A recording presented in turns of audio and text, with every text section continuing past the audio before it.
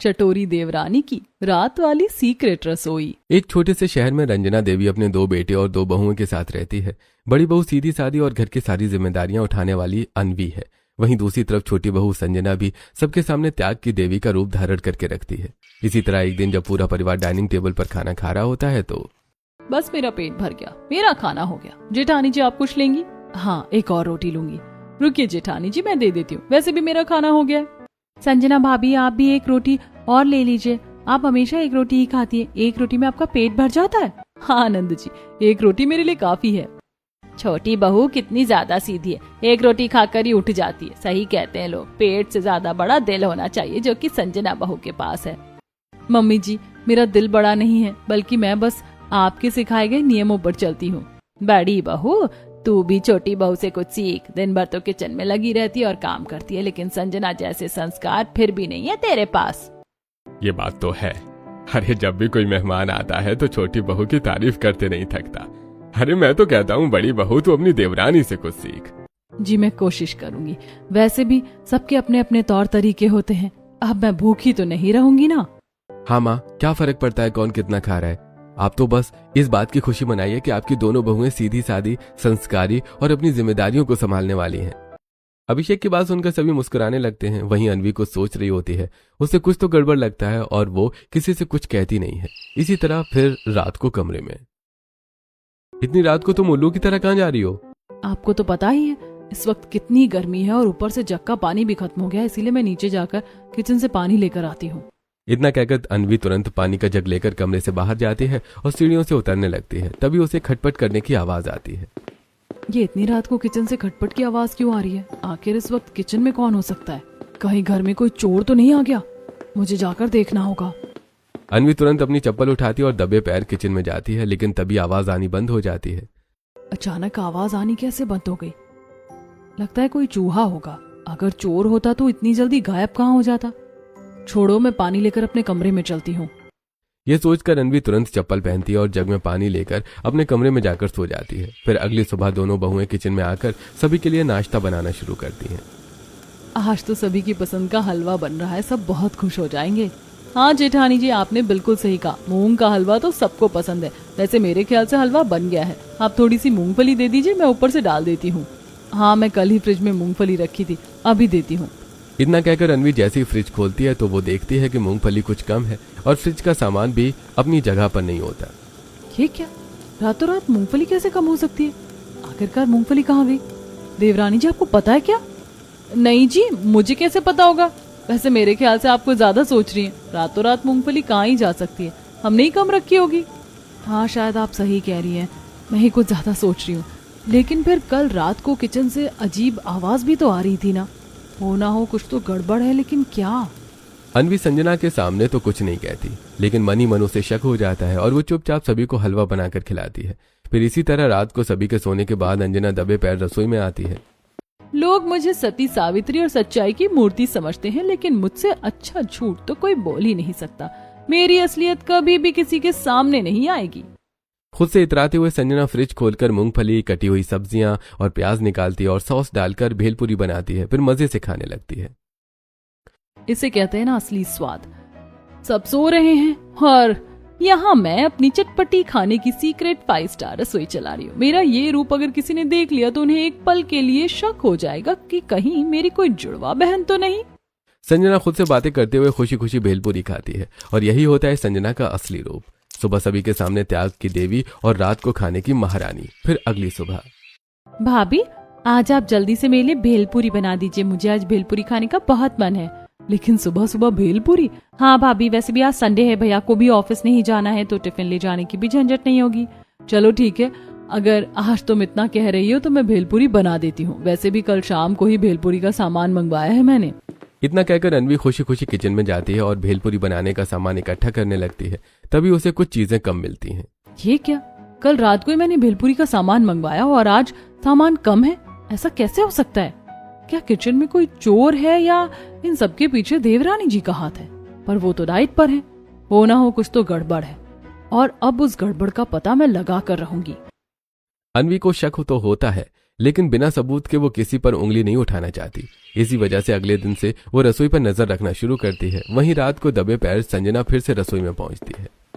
आज कुछ चटपटा खाने का मन कर रहा है, लेकिन मेहनत करने का मूड भी नहीं है, क्या करूं? संजना कम मेहनत में चटपटा खाना ढूंढ रही होती है, तभी उसकी नजर मैगी और उसके बगल में रखी इमली पर पड़ती है। वो तुरंत इमली और मैगी उठाती है और यूट्यूब से देखकर चटपटी इमली वाली मैगी बनाकर तैयार करती है और बैठकर चटकारे लेते हुए खाने लगती है। हाय, क्या चटपटी मैगी बनाई है मैंने।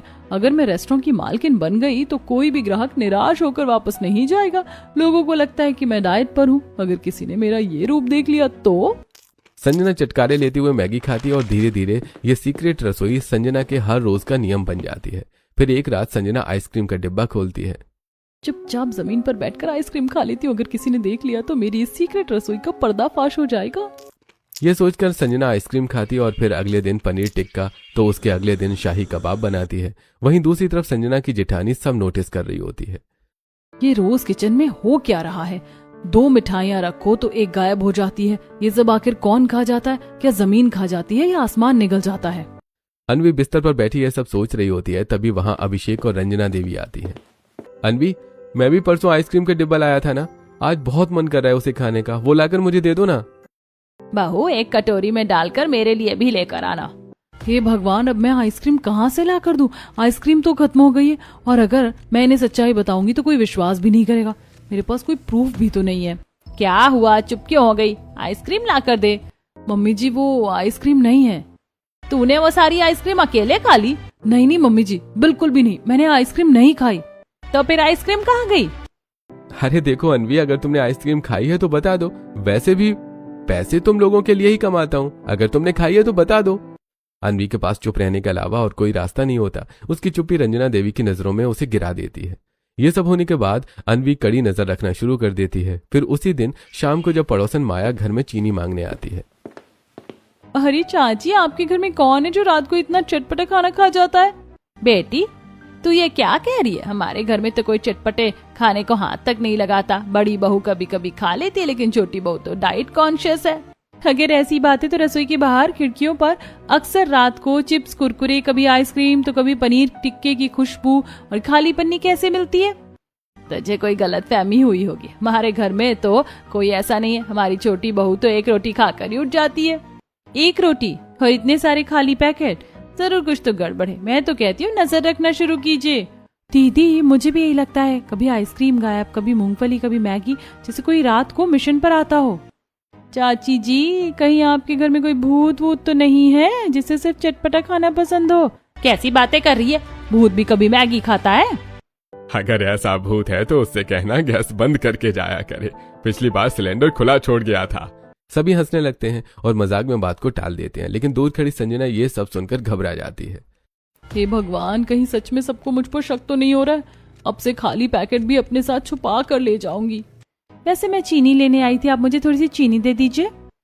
माया वहां से चली जाती है। सब मजाक में बात भूल जाते हैं, लेकिन अनवी का शक और गहरा हो जाता है और वो संजना की तरफ देखने लगती है। घर में सब पेट भरकर खाना खाते। खाना खाने के बाद किसी के भी पेट में इतनी जगह नहीं बचती होगी कि वो रात को चटपटा खाना खा सके, लेकिन देवरानी जी तो खा सकती है, क्योंकि वैसे भी वो सिर्फ एक रोटी ही खाती है। जरूर इन सबके पीछे देवरानी जी का हाथ है, लेकिन मैं बिना सबूत और पक्की जानकारी के उन पर आरोप नहीं लगा सकती। अनवी को शक तो हो रहा होता है, लेकिन बिना सबूत के वो किसी पर उंगली नहीं उठाना चाहती। इस वजह से चुप रहती है। और फिर उसी रात संजना दोबारा किचन में जाती है और चॉकलेट मिल्क शेक बनाना शुरू करती है। सभी के सामने भोली भाली बनकर रात को चुपचाप खाने का मजा ही कुछ और है। लेकिन क्या इन सब से मैं सभी को धोखा दे रही हूँ? नहीं, ऐसा नहीं है, क्योंकि अगर मैं सबके सामने खाऊंगी तो लोग मुझे लालची चटोरी कहेंगे, मुझे जज करेंगे। इसीलिए मेरी सीक्रेट रसोई मेरे लिए बेस्ट है।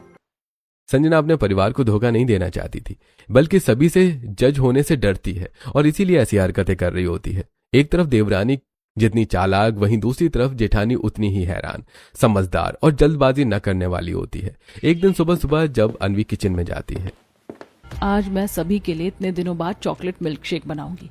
पायल और अभिषेक जी, सभी को चॉकलेट मिल्क शेक बहुत पसंद है। ये सोचकर अनवी जैसे ही जरा आगे बढ़ती है, उसका पैर जमीन पर गिरे सिल्वर पेपर पर पड़ता है, जो अक्सर मिठाइयों में लगाया जाता है। ये सिल्वर पेपर यहाँ क्या कर रहा है? ये तो मिठाइयों के ऊपर लगाया जाता है। लेकिन कल तो ना किसी ने मिठाई खाई और ना ही इसका इस्तेमाल हुआ। तो फिर आखिरकार ये आया कहाँ से? क्या सच में इन सब के पीछे देवरानी जी का हाथ है? अन्वी सोच रही होती है, तभी उसके दिमाग में एक धमाकेदार आइडिया आता है। मैं बिना सोचे समझे किसी पर भी इल्जाम नहीं लगा सकती, इसीलिए अब मुझे कुछ ऐसा करना पड़ेगा जिससे मैं रात के भूखे शेर का पता लगा पाऊं। इतना कहकर अन्वी चुपचाप काम में लग जाती है और फिर रात को किचन साफ करके जमीन पर आटे की पतली परत बिछा देती है और वहां से चली जाती है। फिर थोड़ी देर बाद वहां संजना आती है। उफ, ये आटा यहाँ किसने गिरा दिया? इससे मुझे क्या, मैं तो आज बादाम शेक बनाकर पीऊंगी। बहुत दिन हो गए बादाम शेक पिए, आज तो मजा आ जाएगा। ये सोचकर संजना तुरंत फ्रिज से बर्फ निकालती है, दूध मिलाती है और बादाम पिस्ता डालकर बादाम शेक बनाकर पीती है और वहां से चली जाती है। लेकिन संजना को पता नहीं होता कि वो जाते जाते अपने पीछे छाप छोड़कर जा रही है और इस लापरवाही की वजह से अगली सुबह अन्वी का शक यकीन में बदल जाता है। बहू, तुम्हारे पास दिमाग नहीं है? इस पूरे घर में आटा आटा क्यों फैला रखा है? संजना, तुम्हारे कमरे के पास ये आटे का निशान कैसे आया? मम्मी जी, मुझे नहीं पता कि ये आटा कहाँ से आया। शायद मैं कल रात को रसोई में गई थी, वहीं से मेरे पैर में लग गया होगा। भाभी, आप कल रात को रसोई में क्यों गई थी? वैसे भी आपको तो भूख नहीं लगती, तो फिर रात को छुपकर रसोई में क्यों गई? हे भगवान, ये तो मैं खुद ही अपनी बातों में फंस गई। इसे कहते हैं खुद के पैर पर खुद कुल्हाड़ी मारना। कहीं आप हम सबसे छुपकर रात को चटपटा खाना बनाकर तो नहीं खाती है? सुबह में डाइट और रात को फूडी तो नहीं बन जाती? यह सुनते ही संजना का पूरा चेहरा सफेद पड़ जाता है और वो बहुत ज्यादा डर जाती है। वहीं दूर खड़ी अन्वी ये सब देखकर सारी चीजें आसानी से समझ जाती है। इसका मतलब मेरा शक सही था। सीक्रेट रसोई किसी और की नहीं बल्कि देवरानी जी की थी। लेकिन क्यों? आखिर उन्हें ये सब करने की क्या जरूरत आन पड़ी? अन्वी पूरी तरह से सच्चाई का पता लगाकर संजना को इस झूठ के पर्दे से बाहर निकालना चाहती है, जिसकी वजह से वो शाम को सभी को इकट्ठा करती है। क्या हुआ भाभी, इस तरह पूरे परिवार को एक साथ क्यों इकट्ठा किया है? क्या बात है? मुझे एक बात बतानी है सबको, और इसे जानने के लिए सभी को साथ होना बहुत जरूरी है। ऐसी कौन सी बात है भाभी? कहीं भाभी को मेरी सीक्रेट रसोई पर शक तो नहीं हो गया? सभी को क्या बताने वाली है? यही कि इस संडे हमारे घर में एक फैमिली कंपटीशन होगा, जिसमें सबका भाग लेना बहुत जरूरी है। इस संडे सब फोन में रील नहीं देखेंगे बल्कि साथ में समय बिताएंगे। अरे वाह, मतलब कि इस बार पूरा परिवार एक साथ होगा। चलो, इतने दिन बाद कम से कम किसी को तो अकल आई कि फोन के बाहर भी दुनिया होती है। अब महीनों बाद हमारा पूरा परिवार एक साथ होगा। हाँ पापा जी, वैसे आप सब देखिएगा, वो दिन हमारे लिए सबसे ज्यादा यादगार होगा। हम उसे कभी नहीं भूल पाएंगे। अन्वी की बात सुनकर पूरा परिवार बहुत खुश होता है, लेकिन संजना मन ही मन घबरा रही होती है। आखिरकार मुझे ऐसा क्यों लग रहा है कि जेठानी जी को मेरी रसोई का सच पता चल गया है और वो सभी के सामने संडे को इस बात का खुलासा करने वाली हैं। लेकिन उन्हें इस बारे में कैसे पता चल सकता है? छोड़ो, जो होगा संडे को देखा जाएगा। शायद मैं ही कुछ ज्यादा सोच रही हूँ। ये सोचकर संजना चुपचाप अपने कमरे में चली जाती है और फिर सभी के सोने के बाद अपनी सीक्रेट रसोई में जाकर खाना बनाकर खाती है। बचपन से ही मुझे चटपटा खाना बहुत पसंद है। रात को जब मेरे मुंह में चटपटे खाने का स्वाद घुलता है तो बचपन की याद आ जाती है। सच में खाना हमारा मूड भी सही कर सकता है और हमें खुशियां भी दे सकता है। संजना हर रात की तरह छुपकर खाना खा रही होती है, लेकिन इस बार संजना को यह सब करते हुए अन्वी दरवाजे के पास से देख रही होती है। आखिरकार देवरानी जी ऐसा क्यों करती हैं? सभी के सामने खाना क्यों नहीं खाती? मैं देवरानी जी को सभी की नजरों में नीचे नहीं गिराना चाहती, बस उनकी सच्चाई सभी को बताना चाहती हूँ और इसके लिए मुझे प्रूफ इकट्ठा करना होगा। यह सोचकर अन्वी सो जाती है और अगले दिन से एक सीआईडी ऑफिसर की तरह सबूत इकट्ठा करने में लग जाती है। फिर एक रात, संडे आने में बस 2 दिन बचे हैं। ना ही मेरे पास कोई सबूत इकट्ठा हो पाया है और ना ही मैं देवरानी जी को उनकी गलती का एहसास दिलाकर उन्हें समझा पाई। अब कुछ तो करना पड़ेगा। अन्वी जितनी ज्यादा शांत होती है उतनी ही ज्यादा समझदार भी, और इस वजह से वो तुरंत ऑनलाइन एक छोटा वॉइस रिकॉर्डर मंगवाती है। मैम, आपका ऑर्डर। क्या हमारा ऑर्डर? लेकिन यहाँ तो किसी ने कुछ भी ऑर्डर नहीं किया है। नहीं मैडम, एड्रेस यही का दिया हुआ है। इसमें वॉइस रिकॉर्डर है, शायद आपके घर में किसी ने किया होगा। क्या वॉइस रिकॉर्डर? लेकिन इसकी हमारे घर में क्या जरूरत है? किसने मंगवाया होगा? और भला क्यों? आखिरकार हो क्या रहा है? रंजना देवी ये सोच रही होती है कि तभी वहां अन्वी आती है और तुरंत डिलीवरी लेती है। बहू, इसका क्या काम है? तूने इसे क्यों मंगवाया है? सीआईडी बनने वाली है क्या तू? अगर मैं अभी मम्मी जी को सारी बात बता दूं तो कहीं ऐसा ना हो कि देवरानी जी सबकी नजरों में गिर जाएं। क्या हुआ? कहाँ खो गई तू? बता, क्यों मंगवाया है तूने ये सब? क्या होने वाला अब इस घर में?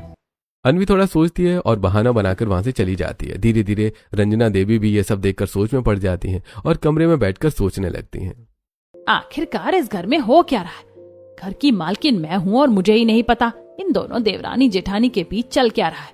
देवरानी का एक रोटी में पेट भर जाता है और जेठानी खुफिया एजेंट बनी बैठी है। आखिरकार पूरी बात क्या है?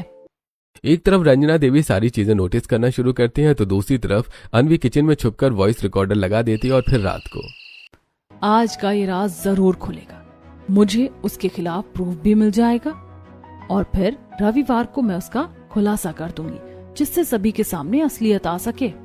अन्वी, तुम किस रहस्य की बात कर रही हो? अचानक क्या हो गया है तुम्हें? जिस बारे में मैं बात कर रही हूँ वो जानने के बाद आपके होश उड़ जाएंगे। मैं आपको सारी बातें बता दूंगी, बस आप रविवार तक का इंतजार कीजिए। इतना कहकर अन्वी चुपचाप कमरे में जाकर सो जाती है। वहीं सभी के सोने के बाद रात के अंधेरे में संजना किचन में जाती है और आलू टिक्की बनाती है। ला ला ला ला ला ला ला ला ला ला ला ला ला ला, आज तो मस्त आलू टिक्की बनाकर खाऊंगी, बहुत मजा आएगा। संजना गाना गुनगुनाते हुए आलू टिक्की बनाती है और प्लेट में लेकर खाना शुरू कर देती है। वाह, क्या आलू टिक्की बनाती हूँ। वैसे भी घर में तो मैं सिर्फ सबके सामने डाइट पर होने का दिखावा करती हूँ ताकि ना मैं खाना खाऊं और ना ही मुझे बनाना पड़े। वैसे भी सुबह सबके साथ खाओ या रात को छुप कर, बात तो एक ही है। आखिरकार मेरे पास दिमाग भी तो इतना ज्यादा है, मेरे सीक्रेट रसोई का पता कोई लगा भी नहीं पाएगा। संजना खुशी खुशी आलू टिक्की खाती है और वहां से चली जाती है। अगली सुबह अन्वी किचन में आती है और वो वॉइस रिकॉर्डर निकालकर अपने कमरे में लैपटॉप पर लगाती है और आवाज सुनती है। अब तक सब कुछ मेरे प्लान के अकॉर्डिंग ही हो रहा है और मेरे पास सारे सबूत भी आ गए हैं। अब मैं चुप नहीं रहूंगी क्योंकि अब सबूत भी हैं और सच्चाई बताने का हौसला भी है। अब सच्चाई सबके सामने आकर ही रहेगी। ये सोचकर अन्वी घर के कामों में लग जाती है और फिर अगली सुबह जब सभी डाइनिंग टेबल पर खाना खा रहे होते हैं तब बस बहुत हो गया, मेरा तो पेट भर गया पूरी एक रोटी खाकर। अरे बहू, ये क्या रोज रोज तो एक ही रोटी खाती है? मुझे तो ये नहीं समझ में आता है एक रोटी में तेरा पेट कैसे भर जाता है? हाँ, मैं भी बस यही पूछने वाला था। आखिरकार संजना, तुम एक रोटी खाकर पूरा दिन कैसे बिताती हो? वही तो, अगर मैं सुबह एक रोटी कम खा लूं तो रात को नींद तक नहीं आती, फिर रात को कुछ चटपटा और टेस्टी खाने का मन करता है। भाभी, आप खुद को कैसे कंट्रोल करती है, मुझे भी बता दीजिए। अब मैं इन सबको क्या बताऊं कि मैं खुद को कंट्रोल नहीं करती, बस इन लोगों के सामने खाने से बचती हूँ। संजना ये सोच रही होती है कि तभी पीछे से घर की बड़ी बहू हाथ में आलू टिक्की लेकर आती है और तुरंत डाइनिंग टेबल पर रख देती है। मम्मी जी, अगर देवरानी जी रोटी खा लेंगी तो ये चटपटी टिक्की कौन खाएगा? क्या मतलब है जेठानी जी? यही कि मैं आपके लिए बड़े प्यार से टिक्की बनाई हूँ और आपको ये खाना होगा। लेकिन जेठानी जी, आपको तो पता है मैं ये सब नहीं खाती, तो फिर आपने क्यों बनाया? हाँ भाभी, छोटी भाभी ये सब नहीं खाती, आप तो उन्हें जबरदस्ती क्यों खिला रही है? मैंने देवरानी जी के लिए इतना प्यार से बनाया है और वो मेरा मान रखने के लिए भी नहीं खा सकती? नहीं नहीं, ऐसी बात नहीं है, मैं खा लेती हूँ। इस तरह संजना थोड़ी सी टिक्की तोड़कर खा लेती है। कहाँ चल पड़ी देवरानी जी? सब आपको ही खत्म करना है क्या? ये सब कुछ मेरे लिए है? हाँ, आपके लिए ही है, आपके नाम पर ही बनाया मैंने, अब खाइए पूरा। अन्वी की बात सुनकर संजना पूरी टिक्की खाती है और उसके बाद बाकी परिवार भी थोड़ी थोड़ी टिक्की खाता है। फिर दोपहर को जब संजना अपने कमरे में बैठकर कपड़े ठीक कर रही होती है तभी अन्वी हाथ में आइसक्रीम लेकर आती है। देवरानी जी देखिए, मैंने आपके लिए इस भरी गर्मी में आइसक्रीम मंगवाई है, अब फटाफट खा लीजिए। ये क्या, सुबह टिक्की और अभी आइसक्रीम? ये सब क्यों कर रही हैं आप? क्यों का क्या मतलब है? मैंने इतने प्यार से आपके लिए मंगवाई है, आप मेरे लिए जरा सा खा नहीं सकती? जेठानी जी को तो मेरे सीक्रेट रसोई के बारे में नहीं पता, शायद इस वजह से वो मेरे लिए ये सब मंगवा रही है। मुझे उनका मान रखकर खा लेना चाहिए। ये सोचकर संजना अन्वी के साथ बैठकर कमरे में हंसी मजाक करते हुए आइसक्रीम खाती है। इसी तरह फिर शाम को अन्वी किचन में मिल्क शेक बना रही होती है, तभी वहाँ पायल आती है। ये क्या भाभी, ये क्यों बना रही है? हमारे घर में तो इतना चटपटा खाना कोई भी नहीं खाता। कुछ नहीं नंद जी, बस आप देखते जाइए क्योंकि ये सब मैं देवरानी जी के लिए बना रही हूँ। कि बड़ी भाभी को हो क्या गया? छोटी भाभी तो डाइट पर है, उनके लिए इतना सब कुछ क्यों बनाना? जरूर कुछ गड़बड़ है। इतना कहकर पायल चली जाती है और अन्वी चॉकलेट मिल्क शेक बनाकर संजना के पास लेकर जाती है। ये देखिए देवरानी जी, आज मैंने आपके लिए और खुद के लिए चॉकलेट मिल्क शेक बनाया, ये लीजिए, अब इसे जल्दी जल्दी पी लीजिए। भाभी, आज आपको क्या हो गया है? हर वक्त चटपटा खाना, आप तो इतना चटपटा खाना कभी नहीं बनाती।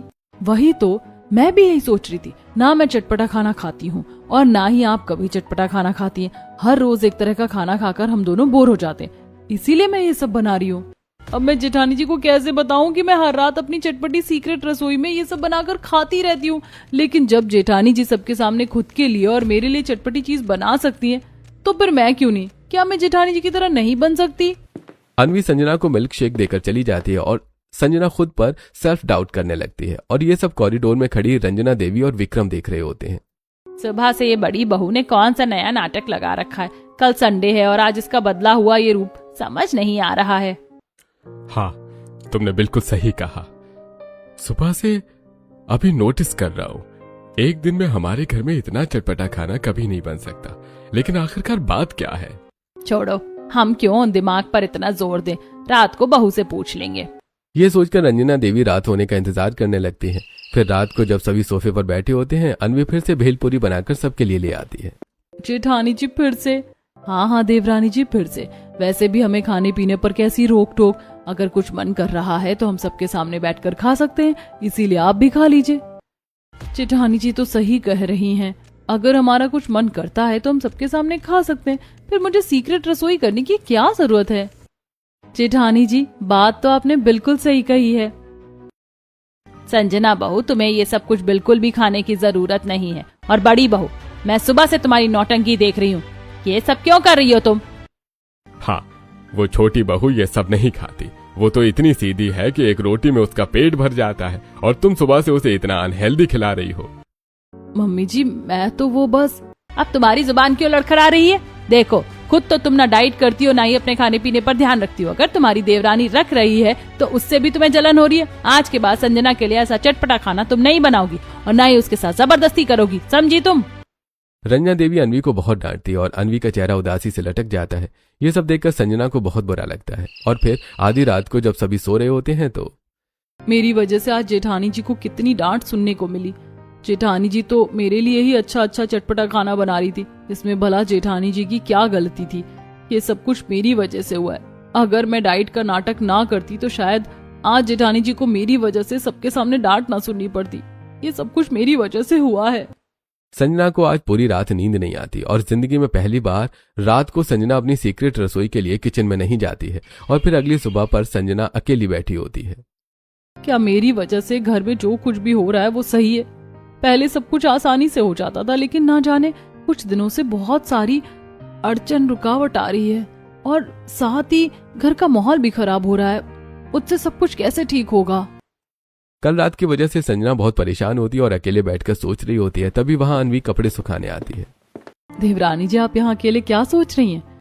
कुछ नहीं जेठानी जी, बस ऐसे ही थोड़ा मन कर रहा था इसलिए ऊपर आ गई। अगर मन में कोई बात हो तो बता सकती है, हर बात अकेले सहने की जरूरत नहीं होती। काश मैं जेठानी जी को सच बता पाती, लेकिन अगर इन्होंने किसी को बता दिया तो सब मुझे गलत समझेंगे।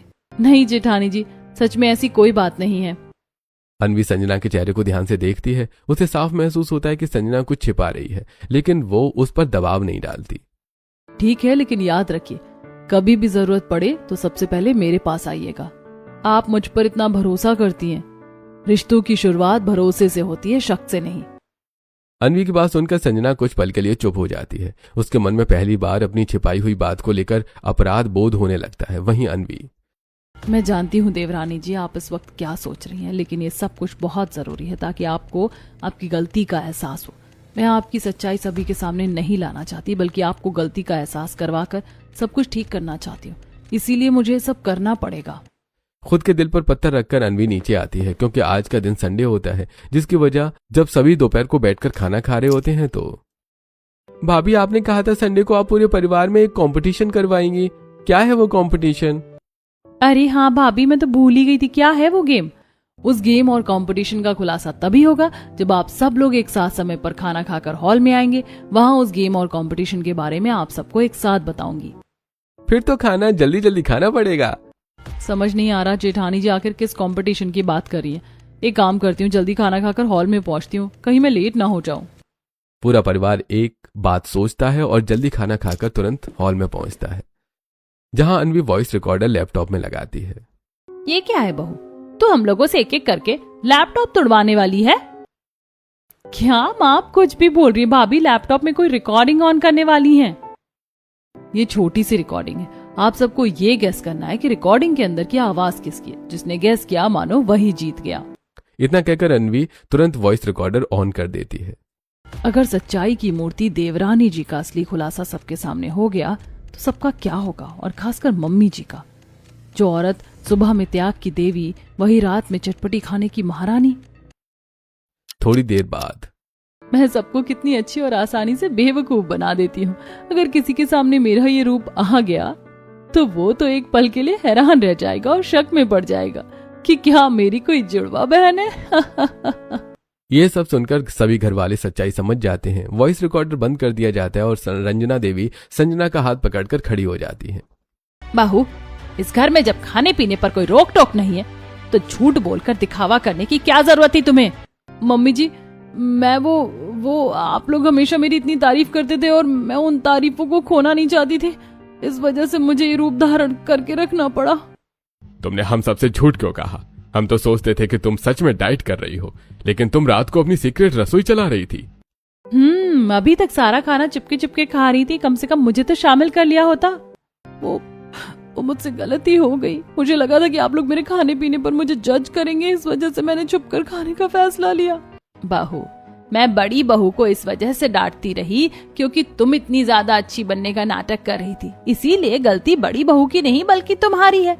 बड़ी बहू, अनजाने में मैंने तुम्हें जो कुछ कहा उसके लिए मुझे माफ कर दो। दीदी, आप भी मुझे माफ कर दीजिए। अगर आप चाहती तो सबके सामने मेरा खुलासा करके मुझे नीचे गिरा सकती थी। आपने सबको सच्चाई तो बताई, लेकिन मुझे नीचे नहीं गिराया, बल्कि मुझे समझाया और सीख दी। देवरानी जी, रिश्ते कभी झूठ के बलबूते पर या झूठी तारीफों से नहीं चलते। सच्चाई सबको पता होना बहुत जरूरी है। आज पहली बार संजना पूरे गिल्ट के साथ आंखों में आंसू लिए अपनी गलती को स्वीकार करती है और साथ ही ये समझ जाती है कि रिश्ते झूठी तारीफों से नहीं बल्कि सच्चाई से मजबूत होते हैं। फिर कुछ हफ्तों बाद घर का माहौल पूरी तरह से बदल जाता है। घर में खुशियां लौट आती हैं और अब परिवार के किसी भी सदस्य को दिखावा करने की जरूरत नहीं होती। आज मेरी तरफ से भाभी को नाइट स्नैक पार्टी। हम सब मिलकर आज चटपटा खाना खाएंगे और रात को खूब मस्ती करेंगे। मतलब कि जिस सीक्रेट रसोई में पहले सच्चाई छुपी होती थी, अब वहाँ पूरे परिवार की हंसी गूंजेगी।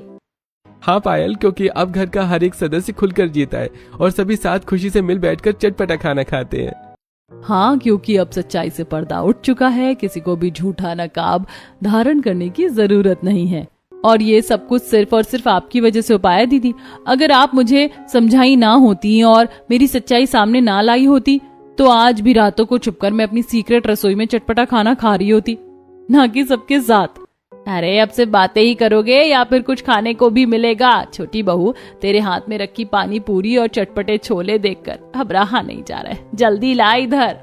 रंजना देवी का पहली बार ये सॉफ्ट और मजाकिया अंदाज देखकर पूरा परिवार हंस पड़ता है और इसके बाद संजना हमेशा के लिए अपनी सीक्रेट रसोई बंद कर देती है।